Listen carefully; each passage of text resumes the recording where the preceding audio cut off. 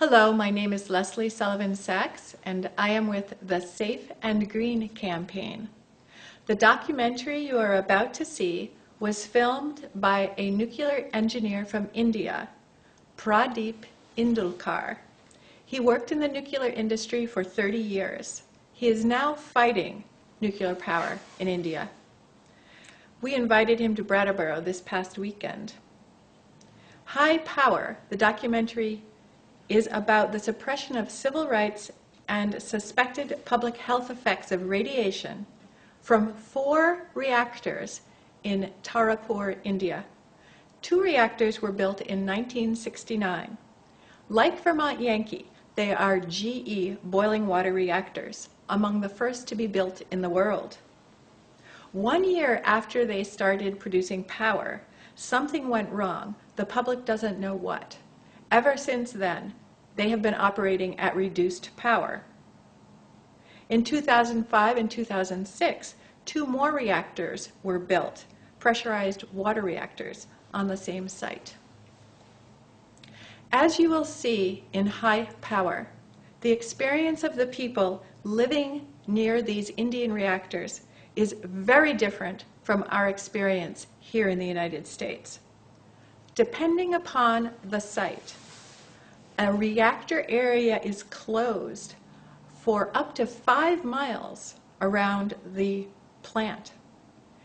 Mr. Indulkar was shocked when he first saw reactors in Germany built so close to homes. We visited Vernon this weekend, and he could not believe that there is so little radiation that an elementary school is across the street.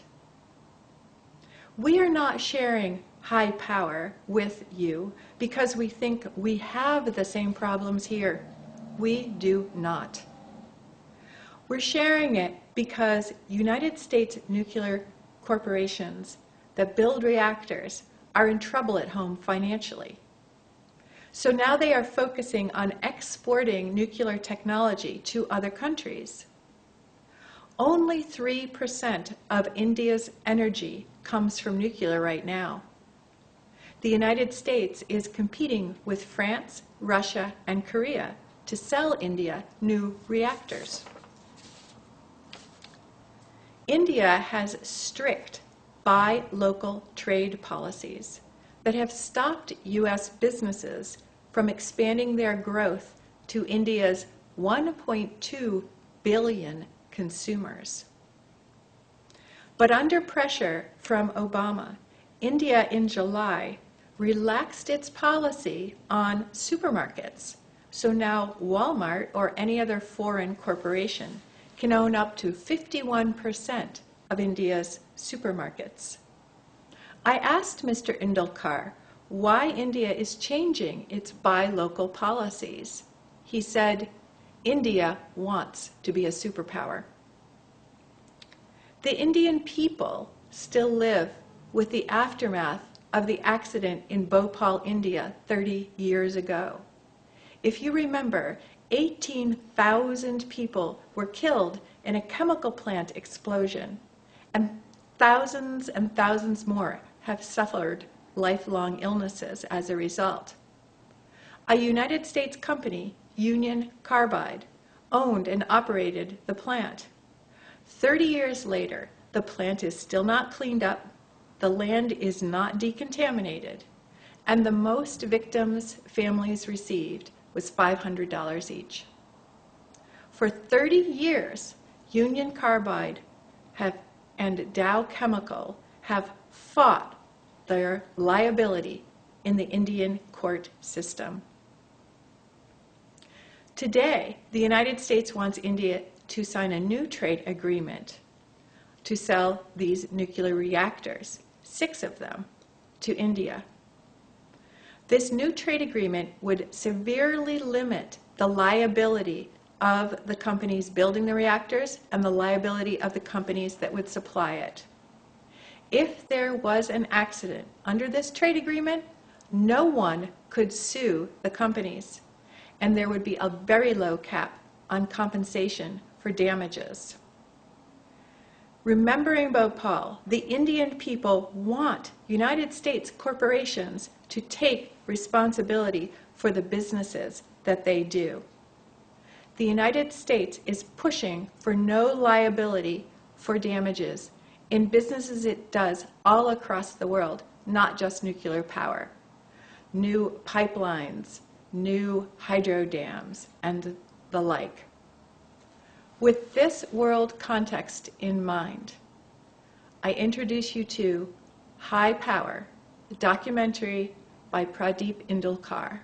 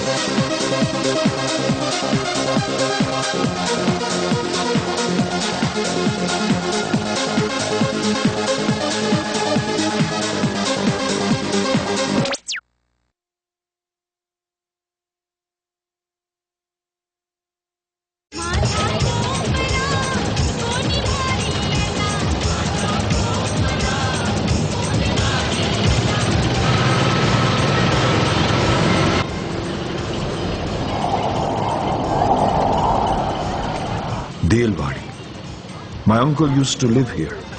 It was our favorite vacation spot as school children. My cousins and I roamed all the neighboring villages. Delwadi, Akkarpatti, Pofram, Tarapur and Unbhat. I had friends in each of these villages. Cricket was our favorite sport and the beach formed a perfect place to play. Then my uncle passed away and my visits there stopped. Lately, most of these villages were displaced by the Tarapur nuclear power project. However, the village Tarapur, which gives its name to the power plant, sits right here. Today I've returned after a very long time on a quest to find those old lanes that were all too familiar. The lines of coconut trees, chiku orchards, heaps of fresh fish, and of course, the people, my people. I wonder where they all disappeared. And as I searched for them, I found a familiar name, Chandrasen Arika. And then several other names followed, some known, some unknown, some old and some new. Dada, what happened to all these villages? You see, it so happened that when they came to our village to do a survey in the year 1989, they started conducting a lot of meetings with the villagers out here. But nothing much happened and ultimately it just stayed at meetings only.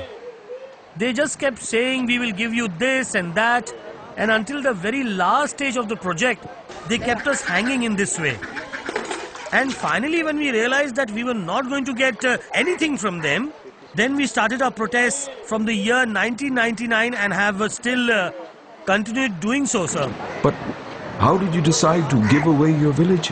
You see, they had a very unique way of pressurizing and influencing people here. So because of their sweet talk, many people fell prey to this bait of theirs, thinking that the government has come to our door.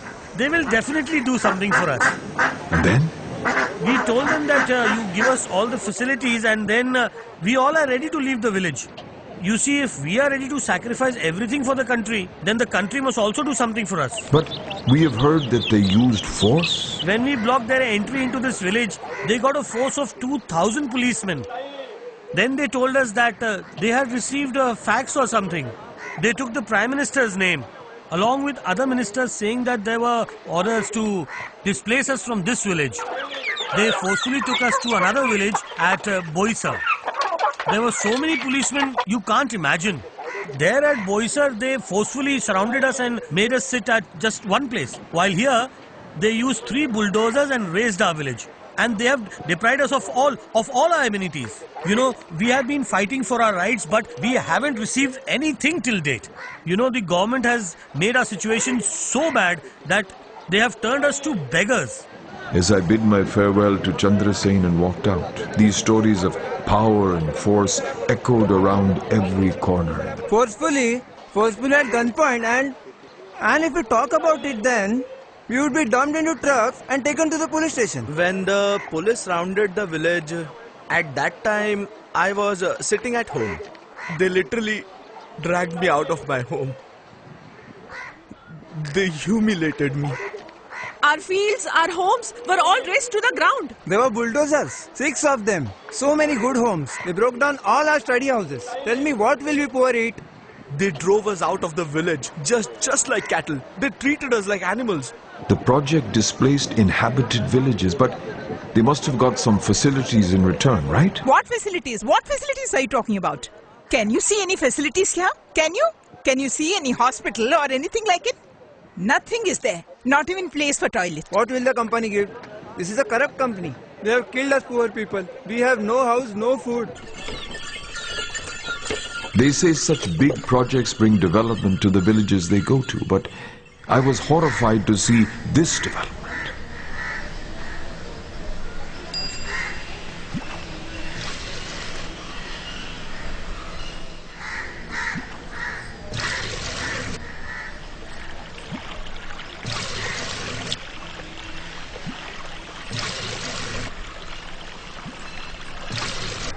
Each face in the village reflected a general feeling of betrayal, of being robbed of their homes, their lands, their fields, and the sea. They have all cheated us, sir! We have got nothing. This is just a business by cheats. They know how to fool people. They promised us compensation, but we got nothing. We haven't even received money for our land. The nuclear power project has cheated us under the name of development. They are actually frauds. And frankly speaking, no development has been achieved by this nuclear power project. But obviously, there were some cases of employment, right? We were not given jobs. Despite it being a government company, you know, we still have to work under contract. What's the use?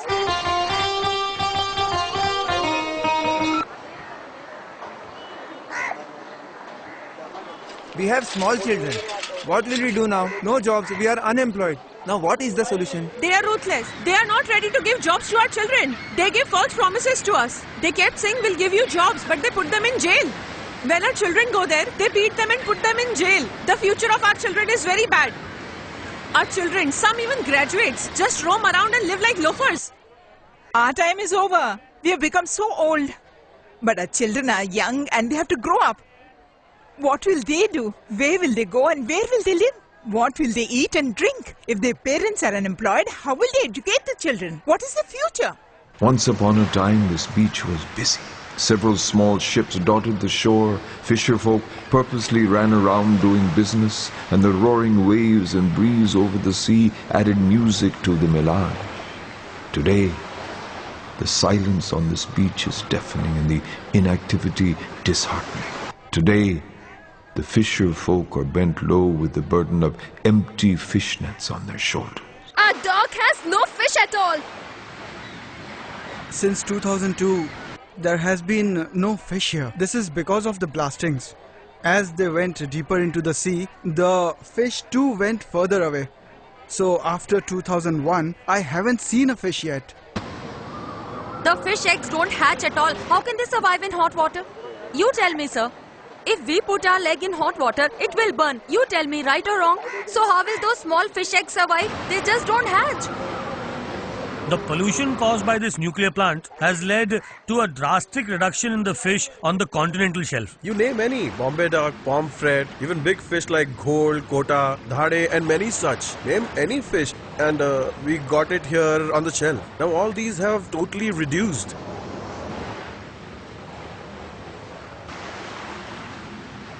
Goldfish, Bombay duck, gardi, mandeli, sukat, pomfret.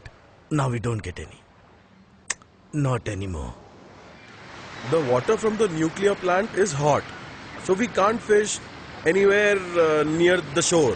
And so it is difficult. We don't find any fish there. Steam rises from this hot water. You see, there are some fish which are available only locally, and they are being destroyed completely by this. Ever since the Tarapur project arrived in 1965, and then after its commissioning in 1967-68, our fishing activities have suffered. Earlier we didn't even find leisure time to sip tea. We had over 100 boats on this dock. Each boat got over 200 baskets of fish. A small ship could even find fish about 2 kilometers from the shore.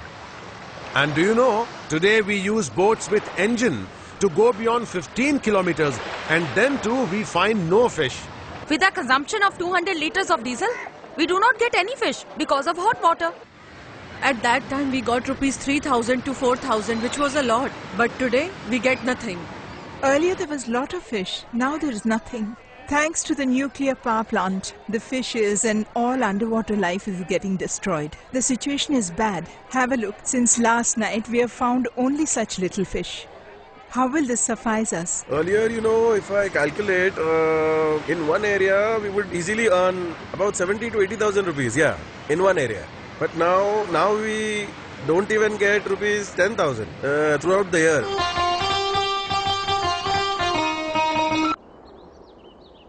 Earlier there was fish enough to fill 2-3 trucks.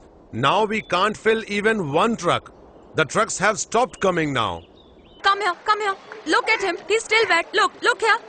What will we do? Tell me, what will we eat? Tell me, how will we survive?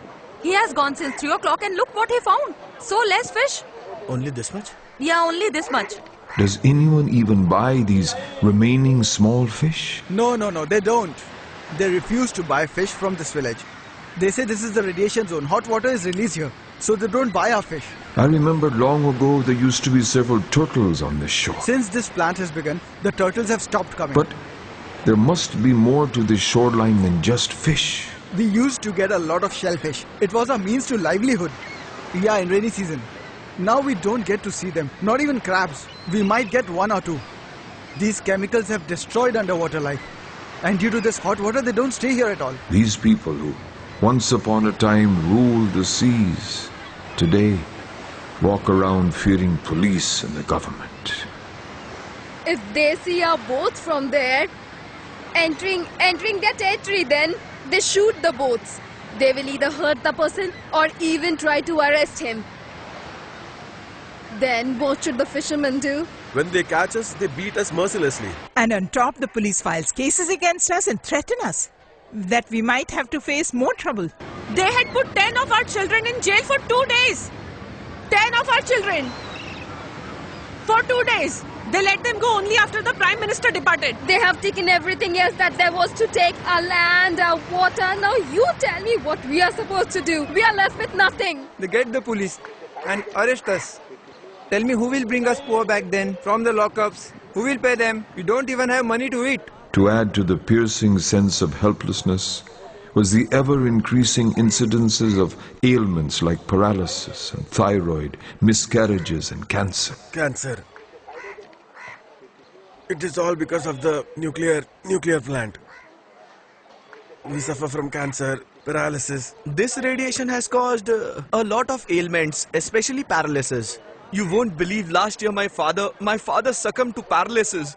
This radiation is very harmful. We are sick because of all this. Because of this power plant, we all fall sick.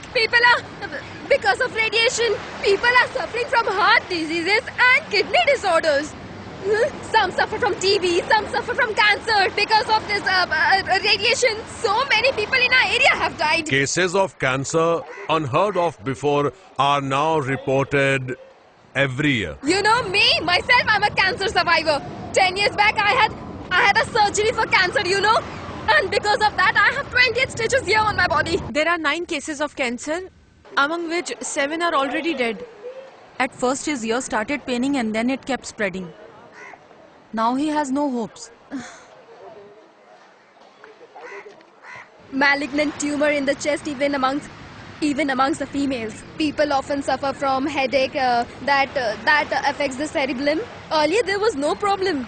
But because the plant releases radiation, this problem has occurred. Earlier there was no illness as such in our village. And nowadays they dump the radiation and it comes out through the water and the soil, causing back pains, body aches to adult and children and to most of the villagers.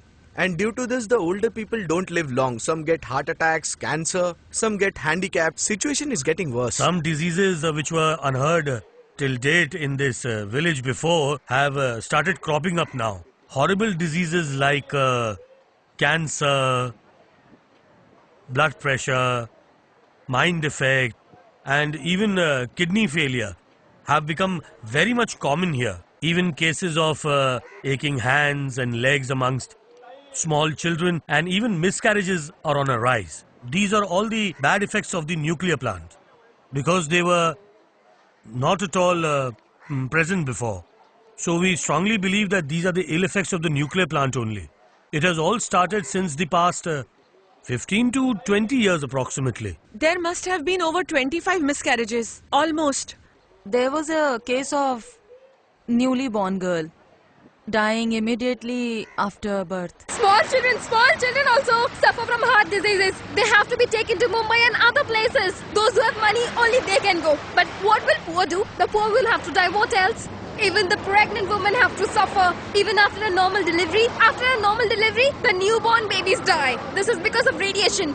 Radiation is killing us. Yes, they die. Young children die.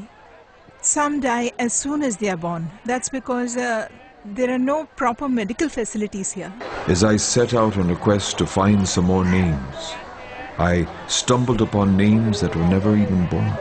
I have been working in Tarapur nuclear plant for the past 5 years on contract. I have been married for 11 years and we still don't have a child. I am under treatment for the past 10 years. The doctor says there is a problem with my semen. There must be around 35-40 couples like us whose treatments are going on. And after the power plant has come here, the problem is seen more often. Working on contract and exposed to radiation all the time, so even medication mustn't be having any effect. I have been married for 5 years and still I have no children. No treatment has a positive effect. Even under the blazing summer sun, the village was drowned in a dense darkness. But at the heart of this darkness was a scorching ray. They are all robbing us. God will definitely punish them. And I'm telling you that they will not escape from our curse. You understand? I feel like going up to them and beat those rascals and those pimps sitting up there. Then they will understand. Those bloody idiots. I will peel their skins off like we peel the fish. You know why we are so angry on them? Why? Because they promised jobs. We will give jobs to your children, huh? What job they will give to us? They have all lied to us. They have all cheated us, sir. These people have ruined our lives, sir. Yes. Our poor people's curse will not go waste, I say. In the midst of all this, the village plunged into literal darkness, load shedding or power cuts. It is quite an irony that the village that provides power to the entire country should be deprived of it itself. Daily there is load shedding here for 6 to 7 hours. If this nuclear project, takes our house, our lands, our only way of sustenance, and if we are kept deprived of it, then this is the worst misfortune. This should not happen in a developing country like ours. A similar nuclear power plant is proposed to be built in the Konkan.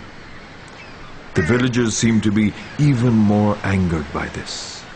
As they have ruined our life, they will ruin your life as well. So you shouldn't let them build a plant there. Which we are going to tell those people also. Because in order to build the plant, these people have cheated us, saying that they will give jobs to our children. We will give you free healthcare, electricity, water supply and other facilities. We will not charge anything. And what not they have promised us. They said that they will improve the standard of living here. And they made many such promises. We will tell those people to learn from us and don't allow them to cheat you. Yeah.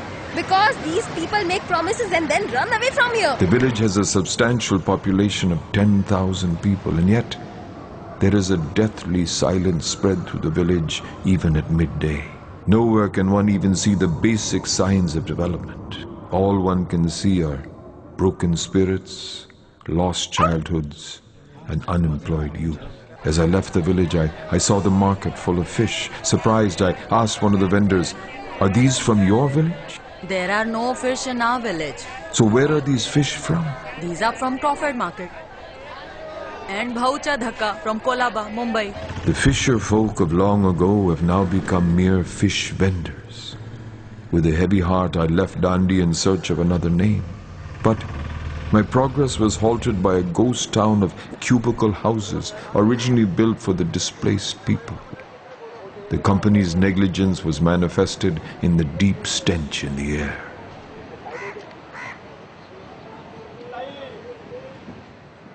I continued my quest until I came to the familiar chiku orchard of Digambar uncle.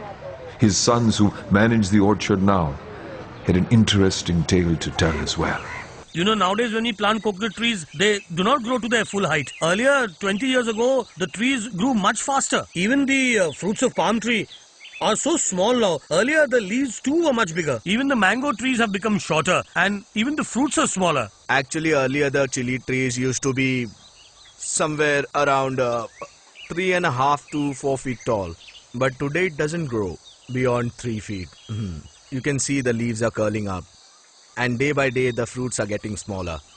The trees don't attain their normal growth. Smaller trees, so smaller fruits. The yield too has reduced by almost half, I say. Without the use of chemical fertilizers, we cannot grow plants.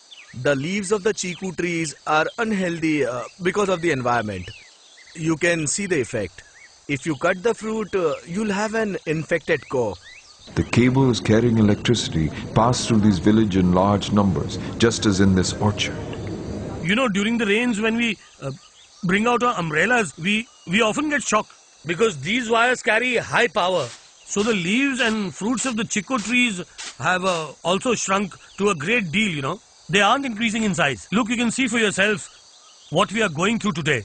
We cannot construct a house within 25 feet on either side of the wire. So 50 feet of our land is actually a sheer waste.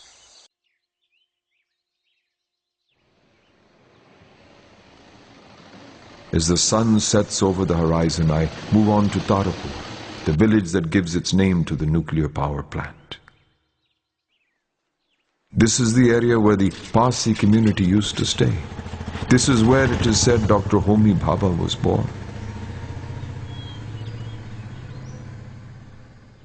As I enter the ruins that were once a symbol of prosperity, I see that nothing remains of that extravagance.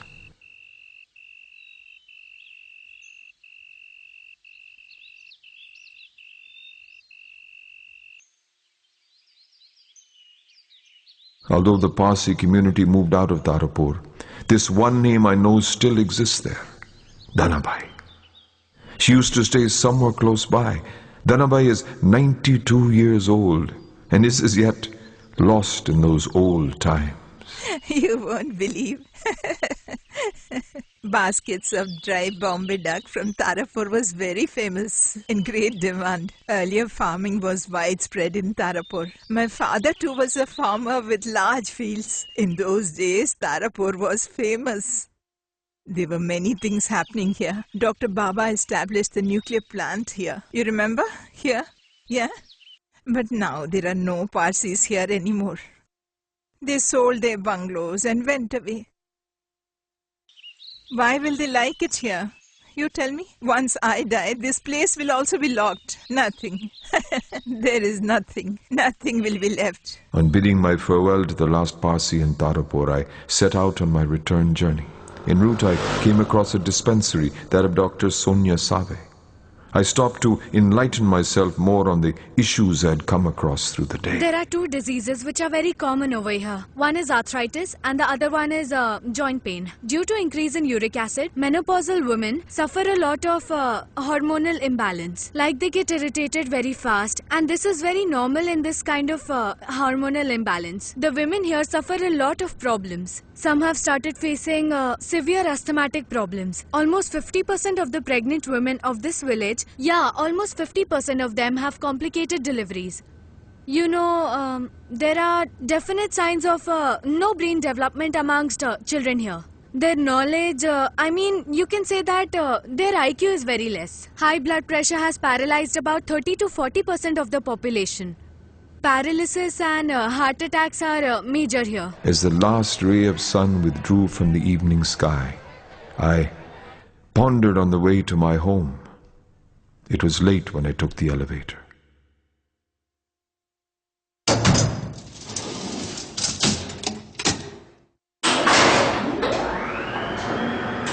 just business by cheats.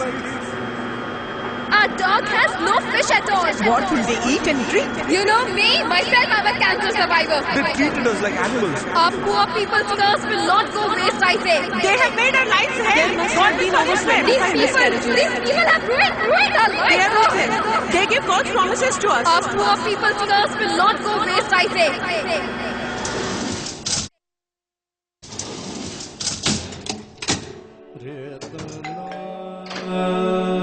Where were you all day? I called you so many times. Couldn't you just answer my call once and tell me? Do you know how worried I was? Did you eat anything at all through the day? Mummy also was trying to call you. Mr. Mehra had come to invite us to his daughter's wedding. It's next month in Delhi. I told him our attendance depends on your schedule. But we must visit him once before the wedding. Rucha, your father's home. Give him a glass of water. Rucha's starting her exams next week. You should look into her studies this weekend. Guide her a little on writing essays. This year we need to bring in some more furniture into the house. There's no storage space. Also this Diwali we should colour the house. Oh, that reminds me. I went to our old neighbor's house today. They've done up the place. It looks so nice. Today I also paid all our bills. Phone, electricity. Can you turn off the music and switch on the TV, please? I hesitated a bit. Does the power that light my house come from Tarapur? I panicked and switched off all the lights. Why have you switched off the lights? The sudden darkness in the house stung my eyes and my conscience. Before my mind's eye unfolded a battle. I against them. I who paid the bills for power with my money, and them who paid the cost of power with their existence. Suddenly I lost my vision, and when I went to the doctor said, a blocked vein to the eye has stopped blood flowing to it, so you can't see.